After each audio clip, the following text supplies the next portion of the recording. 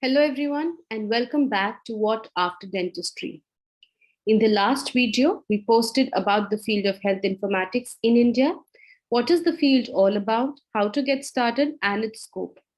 To make your understanding better, in terms of what kind of skill set is required, how to prepare for an interview, we again have Dr. Garima Malik explaining the various interview questions asked both at the entry level and mid level.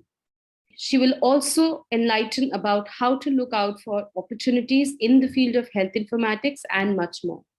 So have a look at the video and understand what and how you need to prepare for the interview in the field of health informatics. Also, don't forget to subscribe to our channel and hit the bell icon to get notified of our content. We are also offering a certificate course in health informatics. Any one of you interested can send us a mail on contact.whatafterdentistry@gmail.com for more details. Now, without further ado, here's the interaction on how to prepare for an interview in the field of health informatics. Have a look. Hi, Dr. Garima. Welcome back to our channel, What After Dentistry, to talk about how to prepare for health informatics in terms of the interviews that one has to sit for at various levels, like at entry level or at mid level. So, welcome you once again. Thank you, Shreen. Very glad to be back and helping and adding value to this conversation. Yeah. So, please enlighten our audience in terms of what are the various jobs that are available at the entry level and mid level in health informatics. So there are multiple companies. I'll start with the Big Fours, and there's a reason I start with Big Fours is because they each of these Big Fours, whether it's a KPMG, PwC, Deloitte, are looking into the healthcare at a very large scale. They have an entire domain that's allocated to healthcare, and it just doesn't stop at healthcare advisory. They also have another vertical which is meant for a healthcare IT. There is also called as grid. Grid is primarily for the public health. So the kind of categorization that goes around here is you could either do a healthcare advisory, which is basically management consulting. There's second, which is into healthcare IT, technology, again into consulting. And the third part is into public health. So when I say public health, the kind of the projects that you will be receiving will be more assigned with the government, like maybe a NITI Aayog, maybe some projects funded by the government, which they are looking at. So the entry level usually for somebody who has done a BDS or an MBBS in that case, plus an MHA or an MPH, coming from those backgrounds starts with a consultant. That's a very basic one. When I say consultants, it is the basic understanding, and this consultant could be a fresher consultant. It could also be an experienced consultant. So anything maybe about 3 years of experience, maybe in the hospital industry, and you could be a part of the admin in that case, or operations or quality and then joining a company would be as a consultant. Anything more than 5 years of experience, you generally enter as a senior consultant in these firms. So as a part of a consultant, if you are a fresher just right out of college, the kind of the questions that they expect is to what is the understanding of the Indian healthcare. When I say and it's too vast to say that, I'll just specify a couple of bullet points as to what you should be understanding. You should be understanding what kind of the expenditure is there by the government. What is the kind of the sectors that are there? There's a private sector, there is investments into the public sector. What are the kind of the investments that are being made today? How are the hospitals across the different tiers? What are the large scale hospitals? What are the chained hospitals? What are they doing? What kind of revenue are they generating? What are the challenges that they are facing? These are some of the very basic questions at a very fresher level that they would want to understand, and they would, I think, a little more generic. And if they were to understand whether you're going to be a fit, they would also ask you about your expertise on maybe some of the technology understanding, like a cloud, artificial intelligence, voice AI. How familiar are you with these terminologies? Are you familiar with something called as a standard, which is HIPAA? Are you familiar with SNOMED? Are you familiar with ICD? So these are the basics at an entry level that they would expect you to know. Now, while if you were an experienced resource being hired in any of these firms, the kind of expectations will start from what you have put in your resume as well. If you were to work in an admin or you were looking into an OPD, do you understand those processes? What was your role? What kind of command that you had? And what is the best that you did for those organizations? Like if I had worked at a Max hospital for 3 years, what kind of knowledge that have I gained? What are the do I understand the processes? What kind of patients did I interact with? And what is the best that I contributed to the hospital in that sense? So that is a entry level who's an experienced graduate joining as a consultant.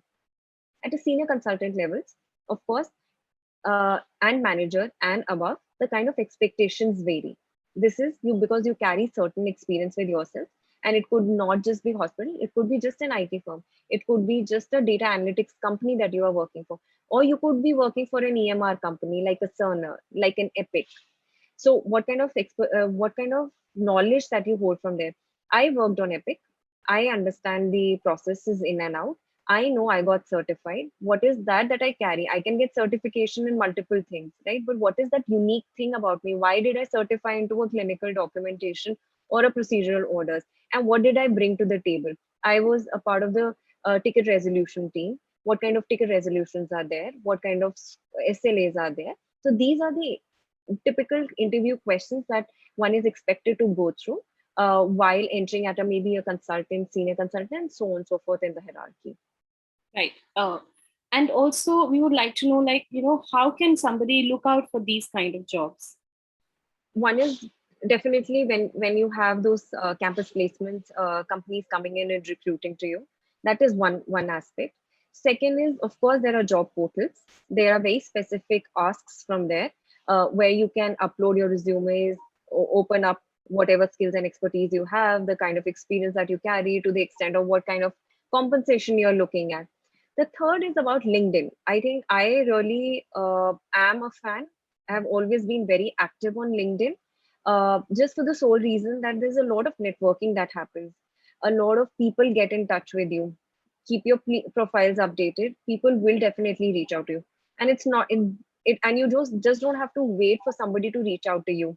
There are absolutely job finding that you can put alerts on, where you can just put the favorite company that you would aspire to become a part of, or maybe the other companies putting some keywords like hashtag health informatics, hashtag in case somebody is interested in joining an EMR company, hashtag EMR, and look through all the jobs that are there. And then take the right route of understanding if there's somebody who's associated or in a common connection that could help you get through those. Because internal references in these matters really work well. I would be honest to say, rather than just posting on a career website on the company platform. At least I haven't had any luck. All the three jobs that I've had over my last 9 years. The first was through a campus. The second was again through a LinkedIn, honestly, and the third was again through a LinkedIn. People did reach out to me to understand. I shared my coordinates with them, and then rest is history. I went through all those grinding sessions of interviews and everything, and then finally made it to one of those companies. Right, absolutely. So as she mentions that LinkedIn is one good portal that really works and helps you to build network of people around you, where you can always connect and ask for, what are the various recruitments that's happening in one organization. So make sure that you're active on LinkedIn. You do, build your own network of people and you reach out to them. So absolutely correct. What are the skills as an employer when somebody is hiring? What are the skills that they assess in the prospective employee? Look, a very generic questions that come forward. One is, of course, the expertise. In case if you're a experienced resource, the kind of expertise are very different. You understand technology. What are the technologies you've been exposed to? What kind of proposals did you work with? What kind of clientele that you work with? Have you worked with some big clienteles like a Google or Amazon, or did offer any consulting services to them? I think the second kind of things that they also look at is the very general perception of, do you really know your strengths? And it's a very, very common ask. Do you really know your weakness? I know while I had joined the very first firm until the third firm that I've joined today, everybody has asked me, and I've evolved with that question. I have grown better with that question. I still remember the first time that I answered to my very first firm that I got hired into, and they asked me, what are your strengths?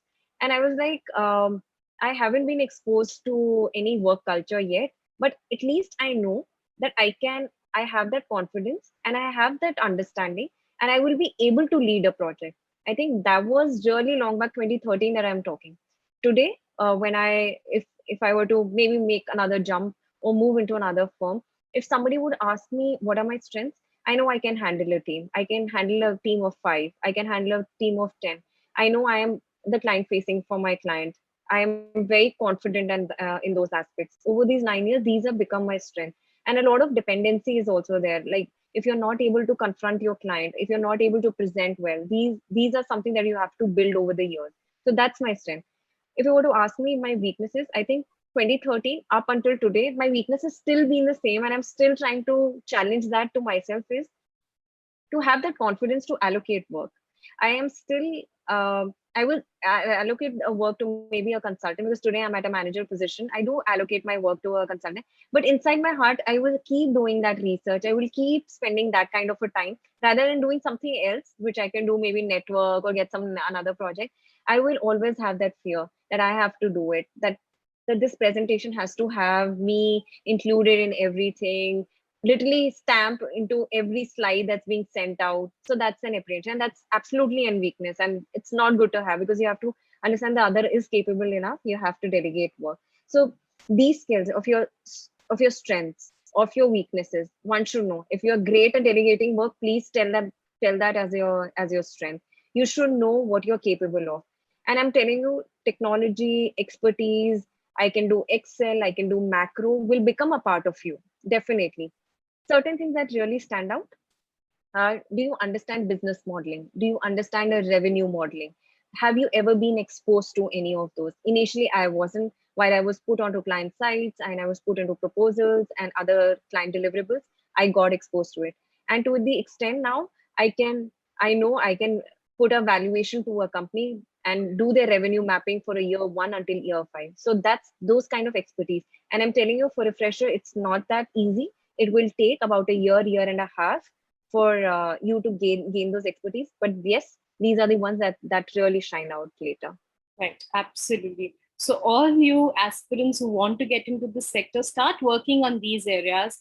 If you are someone who's pursuing health informatics, start working in these areas and start, doing extra certification or just reading. It's not important that you have to have a degree or a certificate to get into any kind of, field or any area of interest. It's always a good idea to read something which will help you to excel in your career ahead. So it's always a good idea to grasp more and more skills as and when required for the industry. Absolutely correct. So, lastly, we would like to know, like, in terms of, there are many times that candidates, they are not trained in health informatics. For example, somebody who's taken hospital management or somebody who's into core public health domain and they want to now shift their domain to health informatics. What would you suggest to them? Should they do again a certificate course or maybe some kind of a learning program in health informatics, or how can these individuals prepare for a health informatics role? What all they can study from the either from the internet or from their own connections? Sure. I like if anybody who has spent considerable time in a hospital or in the public health sector, they should be very clear on the idea why would they want to first enter into health informatics. It's just because it is very jazzy and you understand that this is becoming very famous and and you really want to do a deep dive. Like tomorrow, even if public health for that matter becomes very important, like the government's putting so many initiatives, it's a boom. A lot of companies are now doing projects just for the government. I personally know that this is not my forte. I personally know that this is not the skill set that I have, and I will never be able to do it. When I say I'd not be able to do it, is not that I'm incapable of doing it. It's just because my interest does not lie it, and just because the government is shelling in so much money and the demand is there, I just need to get into public health. So the first step would be, why would you even move into a healthcare informatics if you have spent some considerable time? Let's say even if you have made that decision that no, this is what I want to do for whatever reason, because you've heard it from a colleague, maybe they're earning well, and this is the, because usually that's the factor that causes you to change the brain. It could be a very unsuccessful decision at the end of the day, and I'll tell you why. Because somebody who's worked in a public health or a hospital comes with a very set framework. They know their kind of work and the work job that they're doing. Health informatics, on the other end, will be very, very different. and it will not just be aligned to one technology that you'll be working here and this is what the kind of the job you'll get. It will have thousands of jobs you're supposed to do. Some days you'll be doing a slide work, some days you'll be doing some Excel work, some days you'll be presenting it to the client, some days you'll be making a proposal. So you have to be now, how do you do it? Look, there are multiple ways, right? I can go to internet, I can search for all the jazzy terms, SNOMED, I will understand ICD, I will understand that's there. What are the companies? What are the technologies that are up and running? What are the clients looking for, and so on and so forth? What are the new startups? That is a good way. We all of us do, right? I wouldn't say, but if somebody is really wanting to take that plunge, please do your certifications, please do the courses. It is essential for you to at least start talking, because if you sit in an interview, they will just not ask you to memorize some definition and come to you. They would want to know what you have done in the past. Sorry, you have not done anything in the past because you were always a public health expert, or you were a hospital expert, which is also fair. You could probably bring in little bit of those expertise here. But health informatics at the end of the day will involve some talks on technology. We'll talk about artificial intelligence. We'll talk about cloud. We'll talk about voice AI. We'll talk about what else is happening in digital transformation. You will not believe a company like a VLCC, which is a brick and mortar company, is looking into digital transformation. It's like a beauty wellness. Even they are coming to companies like us for consulting. How can we go virtual on the platforms? How can we get more people? Because in this pandemic, everybody did realize. So I I was able to convince them, or I was able to convince a client like a VLCC, because I had those understanding. I understood the brick and mortar. I have worked for a brick and mortar. I know what digital transformation would involve, and it will not just lie in there. So somebody who's actually looking it into a public health, and also that would matter is, in case if you're entering there, have you done anything in terms of technology in the public health? Because none of these are isolated company or domains, right? Public health would also have some technology. You are also doing some data insights, you're doing some data analytics. So bring in those expertise, please go through your certifications, understand what's there in the technology, understand from your peers, understand from your colleagues. But I would still would want to take a step back, understand what is the core reason you would want to step in. Just going by the say of, because digital is here to stay and you would want to do it, I wouldn't really be in favor of it, because public health will also stay, hospital will also stay, the healthcare is here to stay. Right, absolutely correct. So I think that's a very good piece of advice that you have shared, because many a times, when we see that, and this is what I have also seen within, this years of 10 years, 11 years, that many times IT professionals, they get a much better, either position or maybe a financial hike as compared to people who are in the hospital field or maybe public health. It might, of course, vary depending on what skills the person has and how they are bringing, what they're bringing to the company and how to present themselves. That will definitely vary. But that's a general, thing that we generally see. And because they see that IT professionals are, flourishing, and this is a good, this is a better career option, we should jump into, healthcare IT instead of sticking to the hospital domain or say public health. So absolutely correct. I think you should only do it, as she mentions very correctly, only if you have generated your interest towards that field, only if you really like doing that kind of work. Because what she mentions, that every day new thing will be coming up and you will be working on something different every other day. It's not a constant, work that you will be doing in this particular field. And then only, after analyzing everything, talk to your peers, identify what kind of work is actually being done, and then only get or make this, decision of getting into this field. I think that's a very, very good, tip or advice that you have shared with the audience. So thank you so much, Garima, for coming once again and sharing this information, how to prepare for the interview for health informatics. So thank you very, very much for sharing all the insights again. So glad, and yet again, all the very best to everyone who's listening to this. Don't jump in just because you've heard it. Make a very strong and sensible decision. Healthcare definitely is here to stay. Let's not categorize, but yes, healthcare informatics is the boom. It's going to be a boom, but nonetheless, if you are happy in what you're already doing, is what will also take you to many heights ahead. Right, absolutely correct. So all you audience, make sure that you have prepared yourself in terms of the questions, the skills that are required, and something that will be asked from you when you sit for any interview in the health informatics. And it's always a good idea to pursue some kind of an educational, have some kind of educational knowledge. That can be anything, either a small certificate course in health informatics or a master's degree if you can pursue, to just to gain what this field is all about, because this is what will help you to analyze and to channelize your thoughts and ideas when you work in this sector. So thank you everyone for patiently listening to us today. I will sign off now, and before I do that, please subscribe. As I always say, it's absolutely free. Like and share this in your network, because this might help out people who are into this field and are preparing for interviews. So thank you everyone. I will see you in the next video. Until then, bye and good luck.